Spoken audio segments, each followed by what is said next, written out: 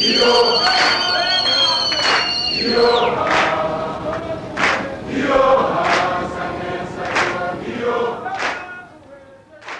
after the Soweto uprising, in which thousands of students participated, leading to a lot of police brutality, many students were forced to leave the country.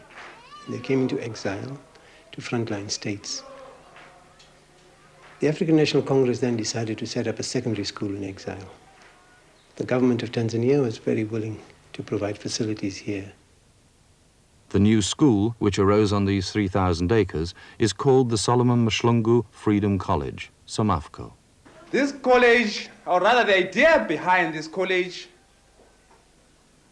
was to prepare the South African youth, deprived of so many opportunities inside the country, to prepare them to play a role not only in our struggle, but a role in future. SOMAFCO is an acronym for Solomon Mhlungu Freedom College. It's a school which was established by the ANC in SOMAFCO in commemoration of a young hero of the struggle of liberation in South Africa. Mazimbu was a sisal estate, which was abandoned now some 10 years before that. So it was an overgrown place with dilapidated building, a few buildings that were dilapidated. And so the projects department began to build a school with hundreds of classes, with 20, 30 classrooms for the secondary school, with dormitory facilities, with a primary school later on, a nursery school, and small industries were established. 2 big farms were established. And at the Dakawa Center, the vocational training center was established. So we had, within a matter of a decade, 10 years, we had established facilities for secondary education, primary, nursery education, adult education, as well as a vocational training center. SOMAFCO's legacy. The one thing that I remember that I thought was very useful in SOMAFCO is the centrality of the students in all educational processes, not just learning in the classroom. They organized all the sports in that school. They organized all the cultural activities with very little input from staff.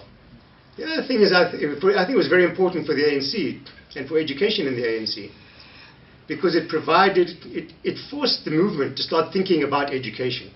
And even though you couldn't bring the lessons of exile directly into a different system, there were principles which I think have been adopted here. In Mazimbu, it was more of the formation of a seed of, what South Africa could and should be like.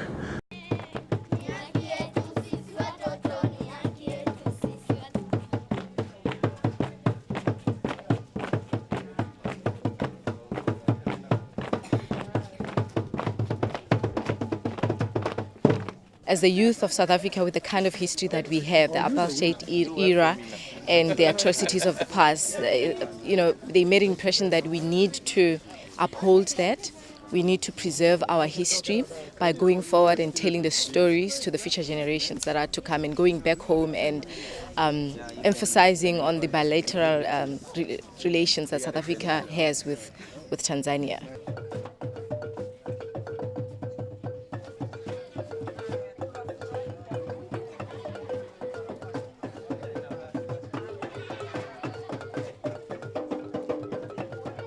I was highly touched by the community of SOMAFCO, because I realized that projects are possible irrespective of where you are operating. Our country, South Africa, is very advanced and it is very advantaged. I was truly humbled by the warmth of the people in the country, by you know, the passion of the children from the school that we visited. And like Enoch said, I mean, I realized how developed we are, and yet when we look at our educational system, how different it is.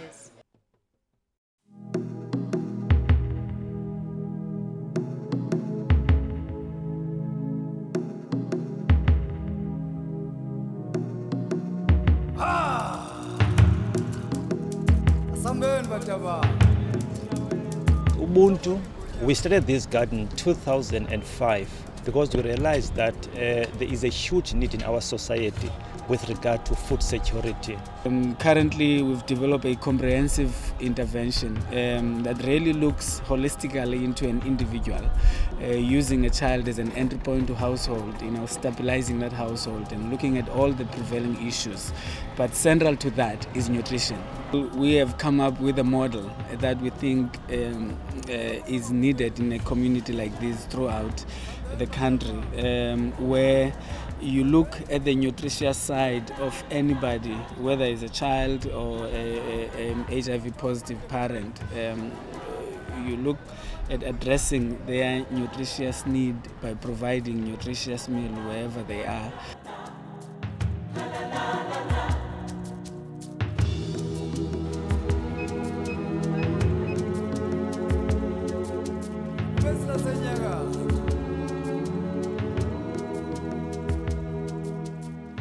Loaves and Fishes Network is an organization that has that is caring for children affected by poverty, HIV and AIDS, violence and abuse. We have we're operating through 35 centers, which is caring for about 1,500 children. And our operations are such that we train caregivers to be able to look after the children that they are keeping in their homes, and then we train them with the basic educare training. And also this year, from January this year, we've started adding in communication and maths literacy. Our training is two-pronged. Is that it develops the women who are looking after the children, and also in return those women are going to be looking after those children in a very proper manner, you know, acceptable manner.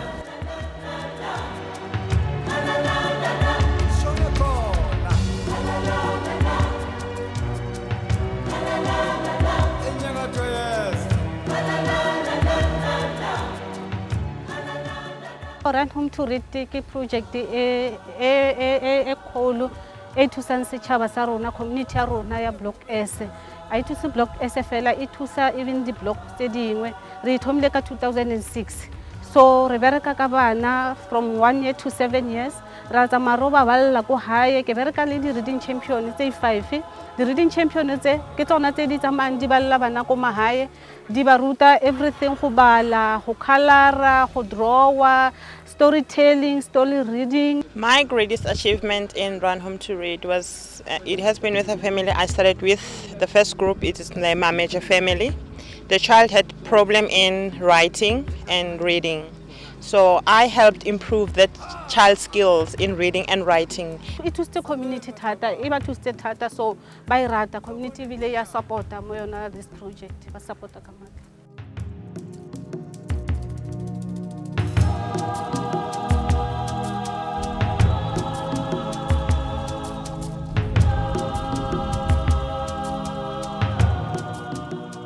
Sine program, nutrition program esinayo la esikoleni eyaqala ngo-2000. Le program le isiza abantwana esinabo la esikoleni, siyavuna lapha ensimini, sizokuzophekwa lapho mama abaphekayo badle abantwana bonke esikoleni.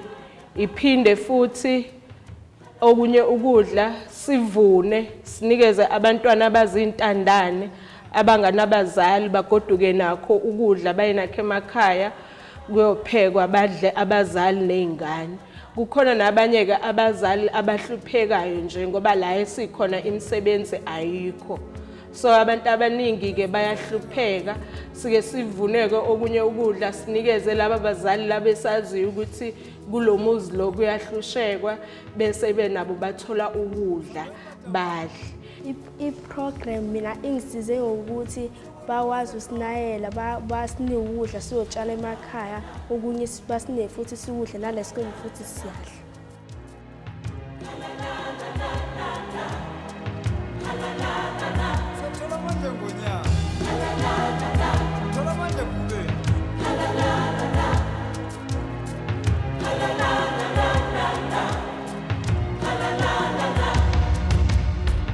We started the Ingazanda Z2 Earth Center because we wanted to do something positive for the environment, but we also wanted to empower people. And the link between the two is that we can encourage people to turn waste materials into desirable craft and design items. And of course, waste items are freely available. And by removing them from the waste cycle, we're having a positive impact on the environment. Ingazanda Z2 was formed to preserve and promote African arts and crafts. And so we feel that we've addressed the sort of social aspect of sustainability through promoting arts and crafts, because we wanted Ingazanda Z2 to be a sustainable organization. We also do a lot of training through Ingazanda Z2, so we thought we'd address the economic side of sustainability. But the one thing which was outstanding, which promoted the start of the Earth Center, was that we hadn't really addressed the environmental issues. And we believe there's a lot of scope in creating awareness and self-sufficiency through recycling. We think it's important to use people's natural skills and natural knowledge. So by tapping into indigenous knowledge, we believe that people can build self-confidence. They're not discarding what they already know and learning something new. They're actually tapping into the foundations of their heritage.